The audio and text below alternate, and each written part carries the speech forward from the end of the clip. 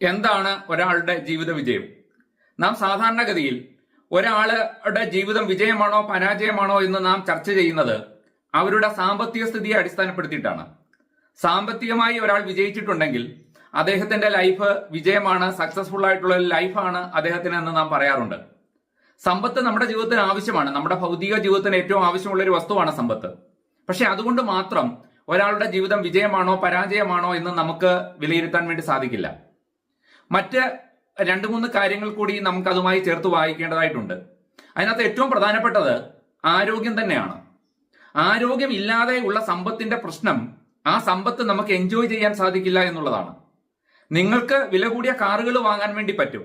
പക്ഷെ ആ car drive ചെയ്യണമെങ്കിൽ നിങ്ങളുടെ കാഴ്ച നല്ലതായിരിക്കണം, നിങ്ങളുടെ കേൾവി നല്ലതായിരിക്കണം. വീട് മുഴുവൻ നമുക്ക് സെൻട്രലൈസ്ഡ് AC ആക്കാൻ വേണ്ടിയിട്ട് സാധിക്കും പണമുണ്ടെങ്കിൽ. പക്ഷെ വല്ല അലർജിയുടെയോ ഒരു ശ്വാസമുട്ടലിന്റെയോ ആസ്മയുടെയോ ഒക്കെ പ്രശ്നമുള്ള ഒരു വ്യക്തിയാണ് നിങ്ങളെങ്കിൽ നിങ്ങൾക്ക് ഒരിക്കലും അത് എൻജോയ് ചെയ്യാൻ വേണ്ടി സാധിക്കില്ല. നമുക്ക് വിദേശയാത്ര പോകാൻ ഇഷ്ടമാണ്. നമ്മളൊരു യാത്ര പോയി, പക്ഷെ ആ യാത്രയിൽ നമുക്ക് മാറാത്തൊരു തലവേദന ഉണ്ടായി, മൈഗ്രെയിന്റെയോ മറ്റെന്തെങ്കിലും ഒരു പ്രശ്നം.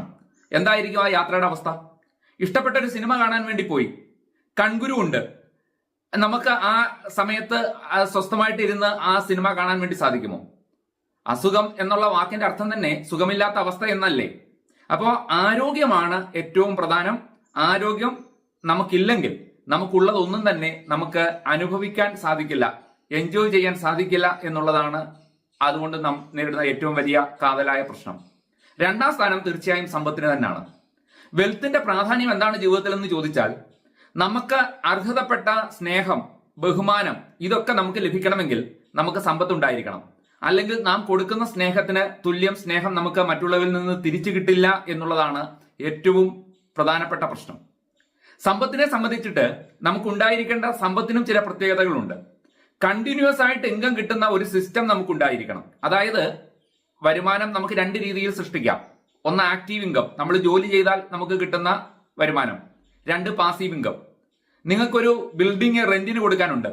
എല്ലാ മാസവും പ്രതിമാസം വാടക നിങ്ങളുടെ ലൈഫില് ഒരു മാസം വരുന്ന ചെലവിനേക്കാൾ കൂടുതലാണ് നിങ്ങൾക്ക് കിട്ടുന്ന വാടകയെങ്കിൽ നിങ്ങൾ ശരിക്കും ഫൈനാൻഷ്യൽ ഫ്രീഡത്തിലാണ്. ഫിനാൻസിന്റെ കാര്യത്തിൽ നിങ്ങൾ ഒരു ഫ്രീഡത്തിലാണ് നിങ്ങളുള്ളത്. കാരണം നിങ്ങൾക്ക് നിങ്ങളുടെ ചെലവിനേക്കാൾ കൂടുതൽ വരവ് നിങ്ങളുടെ ആക്റ്റീവ് അല്ലാത്ത ഒരു ഇൻകം സ്രോതസ്സിൽ നിന്ന് നിങ്ങൾക്ക് കിട്ടുന്നുണ്ട്. അത് വലിയൊരു കാര്യമാണ്. അപ്പോൾ നിങ്ങൾക്ക് ടെൻഷൻ ഇല്ലാത്തൊരു ലൈഫ് പുലർത്താൻ വേണ്ടിയിട്ട് സാധിക്കും. അതേപോലെ നമ്മുടെ ആഗ്രഹങ്ങൾ നമ്മളുടെ സമ്പത്ത് നോക്കാതെ, നമ്മുടെ സമ്പത്തിനെ നമ്മുടെ ദൈനംദിന ജീവിതത്തെ അല്ലെ നമ്മുടെ ശരാശരി ജീവിതത്തെ ബാധിക്കാതെ നമ്മുടെ ആഗ്രഹങ്ങൾ സാധിക്കാൻ പറ്റുന്ന ഒരു ഫിനാൻഷ്യൽ ഫ്രീഡം ഉണ്ടെങ്കിൽ മാത്രമേ നമുക്ക് സമ്പത്തുണ്ടെന്ന് പറയാൻ പറ്റൂ. അല്ലാതെ നമ്മൾ 5ഓ 6ഓ തലമുറയ്ക്ക് വേണ്ടി സമ്പാദിച്ചു വെച്ചിട്ടുണ്ടെന്ന് പറഞ്ഞിട്ട് കാര്യമില്ല. അത് നമുക്ക് ഉപയോഗിക്കാൻ പറ്റുന്ന സമ്പത്തായിരിക്കണം, പ്രതിമാസം കിട്ടുന്ന സമ്പത്തായിരിക്കണം, കണ്ടിന്യൂസ് ആയിട്ട് വരുന്ന സമ്പത്തായിരിക്കണം. അങ്ങനെയുള്ള സമ്പത്ത് നമുക്കുണ്ടെങ്കിൽ നമ്മളുടെ വിജയത്തിന്റെ 2ാമത്തെ സ്റ്റെപ്പ്, ജീവിത വിജയത്തിന്റെ 2ാമത്തെ സ്റ്റെപ്പ് നമുക്ക് കറക്റ്റായി എന്ന് നമുക്ക് അനുമാനിക്കാം. 3ാമത് നമുക്ക് വേണ്ടുന്നത് നല്ല ഫാമിലിയാണ്. ഫാമിലിയെ സംബന്ധിച്ചിട്ട് എന്തിനാണ് ഒരു ഫാമിലിയുടെ ആവശ്യം എന്ന് ചിന്തിച്ചാൽ, മനുഷ്യൻ സാമൂഹ്യ ജീവിയാണ്. നമുക്കുണ്ടാകുന്ന ദുഃഖങ്ങളായാലും സന്തോഷങ്ങളായാലും മറ്റുള്ളവരോട് ഷെയർ ചെയ്യാൻ സാധിക്കണം. സന്തോഷം ഷെയർ ചെയ്യുന്ന സമയത്ത് നമുക്ക് ആ സന്തോഷത്തിന്റെ ഫീലിങ്സ് വർദ്ധിക്കും.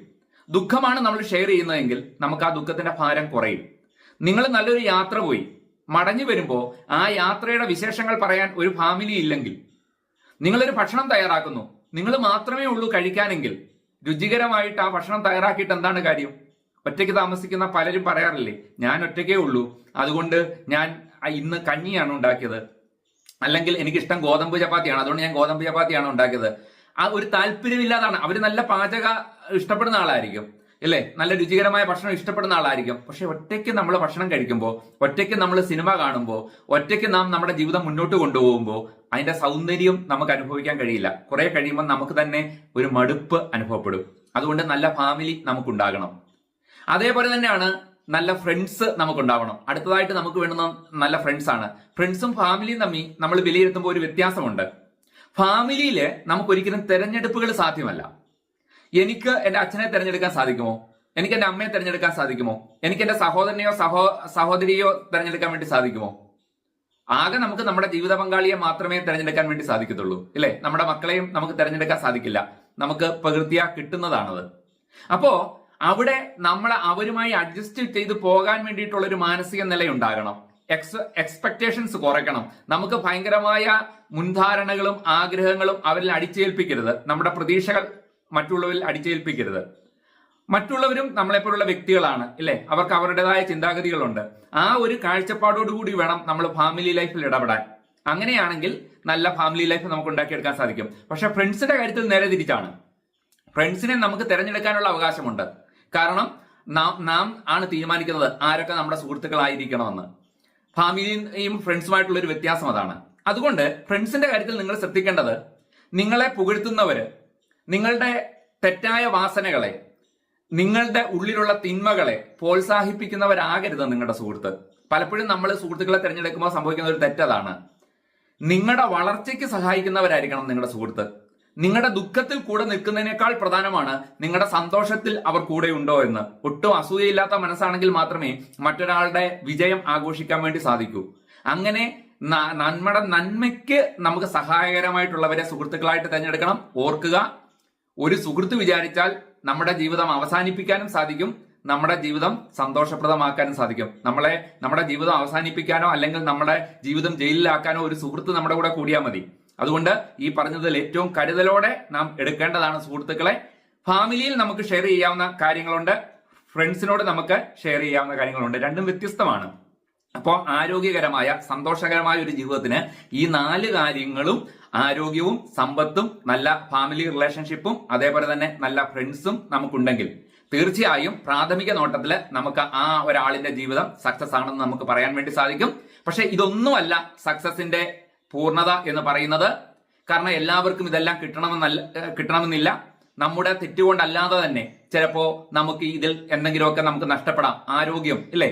അതേപോലെ തന്നെ നല്ല ഫാമിലി, അങ്ങനെ പലതും, ഈ പറഞ്ഞ അതിനകത്തെ സമ്പത്തടക്കം പലതും നമ്മൾ പരിശ്രമിച്ചിട്ട് നമുക്ക് കിട്ടാതെ പോകുന്ന, നമ്മുടെ തെറ്റുകൊണ്ടല്ലാതെ നമുക്ക് നഷ്ടപ്പെടുന്ന പല കാര്യങ്ങളും ഉണ്ടാകാം. അതുകൊണ്ട് ഈ പറഞ്ഞത് എന്ത് നിങ്ങൾക്കില്ല എന്നുള്ളതല്ല ചിന്തിക്കേണ്ടത്. നാം തിരിഞ്ഞു നോക്കുമ്പോൾ നമ്മുടെ ജീവിതം നമുക്ക് സംതൃപ്തി നൽകുന്നുണ്ടോ? അതാണ് ജീവിത വിജയം. മറ്റുള്ളവർ അളക്കുന്ന അളവുകളിലല്ല നമ്മൾ ചിന്തിക്കേണ്ടത്. നിങ്ങളുടെ ജീവിതം നിങ്ങൾ തിരിഞ്ഞു നോക്കുമ്പോൾ നിങ്ങൾക്ക് സംതൃപ്തി നൽകുന്നതാണോ? അങ്ങനെ നല്ലതാകണമെങ്കിൽ ഈ പറഞ്ഞ 4 കാര്യങ്ങൾക്ക് വേണ്ടിയിട്ടും നിങ്ങൾ ശരിയായ രീതിയിൽ പ്രതികരിച്ചിട്ടുണ്ടെങ്കിൽ, പ്രവർത്തിച്ചിട്ടുണ്ടെങ്കിൽ, തിരിഞ്ഞു നോക്കുന്ന സമയത്ത് തീർച്ചയായും നമുക്ക് അത് ഉണ്ടെങ്കിലും ഇല്ലെങ്കിലും നമുക്ക് സംതൃപ്തിയായിരിക്കും. അപ്പോ അത്തരം സംതൃപ്തമായിട്ടുള്ള ജീവിതം നയിക്കാൻ എല്ലാവർക്കും സാധിക്കട്ടെ എന്ന് ആഗ്രഹിക്കുന്നു. മറ്റൊരു വീഡിയോയുമായി അടുത്ത ദിവസം വീണ്ടും കാണാം. നമ്മുടെ ചാനൽ സബ്സ്ക്രൈബ് ചെയ്ത് സപ്പോർട്ട് ചെയ്യുക.